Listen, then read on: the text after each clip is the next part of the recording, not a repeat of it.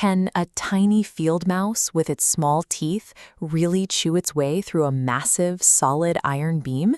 In this ancient Panchatantra tale, that ridiculous question becomes the center of a high-stakes dispute. On one side, we have Nadak, a merchant known throughout his town for his hard work and honesty. On the other side is his friend Janak, whose outward charm hides a deep, quiet greed.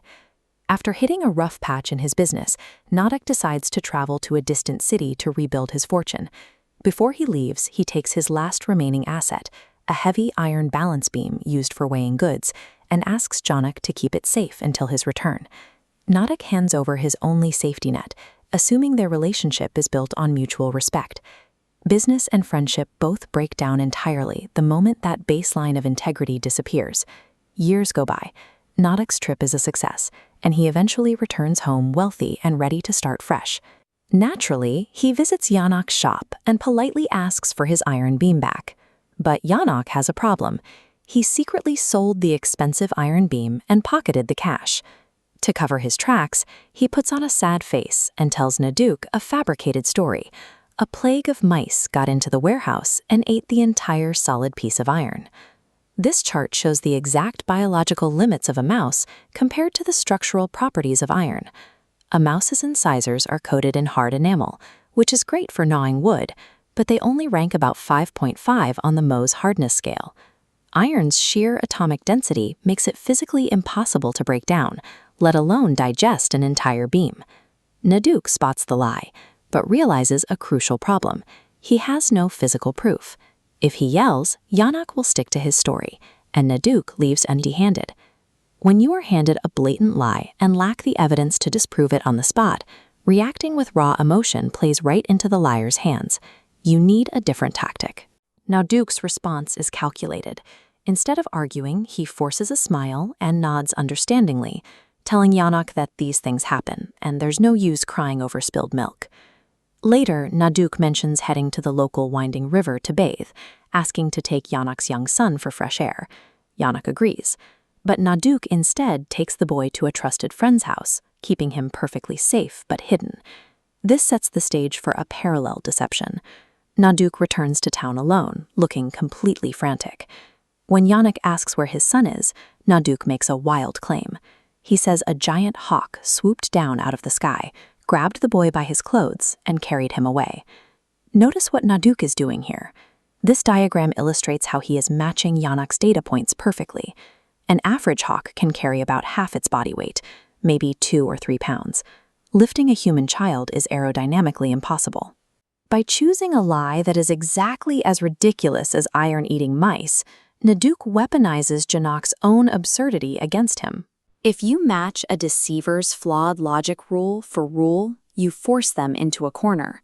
They either have to accept your impossible story as fact, or they have to confess that the rules they established are fake. Janak, of course, completely loses his mind. He screams that the story is a scientific impossibility and angrily accuses Nadak of kidnapping his son. To resolve the deadlock, the two men bring their conflicting stories before the objective authority of the village judge. In front of a crowded courtroom, Janak gives a frantic testimony. He correctly argues the laws of physics, stating loudly that no bird of prey possesses the lifting capacity to fly off with a human child. The judge turns to Nadak for his defense. Nadak simply shrugs and replies that in a town where the local ecosystem allows tiny field mice to consume massive, heavy iron beams, it is completely logical that hawks can carry away boys. The courtroom falls completely silent. Nadak's logical trap snaps shut. He doesn't need physical proof of Janak's theft. By simply highlighting the glaring inconsistency in the liar's own rules, the deception collapses under its own weight. The judge takes one look at Janak's pale face and instantly understands the entire situation. The color drains from Janak's cheeks as he realizes his own clever excuse is the exact thing that just convicted him. Unable to keep up the charade, Janak confesses to selling the beam. The judge orders him to pay Nadak the full financial value of the iron. Only after the debt is settled does Nadak reveal the boy's safe location, reuniting the father and son. This is a practical demonstration of what goes around comes around. By inventing a rule that iron is edible, Janak created the very logic that led to his own downfall. Deceit always functions like a hidden mechanical snare. The person who spends their energy building it to trap someone else will inevitably end up stepping on the trigger themselves. While we might not deal in iron balance beams today, the core lesson holds up. Real integrity is the choice to remain honest, specifically in those moments when cheating seems easy and highly profitable. And when you are confronted by someone else's dishonesty, remember Naduk's framework. Lower your emotional temperature. Rely on calm observation and critical thinking instead of reacting with blind anger. What do you think of Naduk's strategy? Was mirroring the lie the smartest move, or was it too risky involving the child? Let us know your thoughts down in the comments.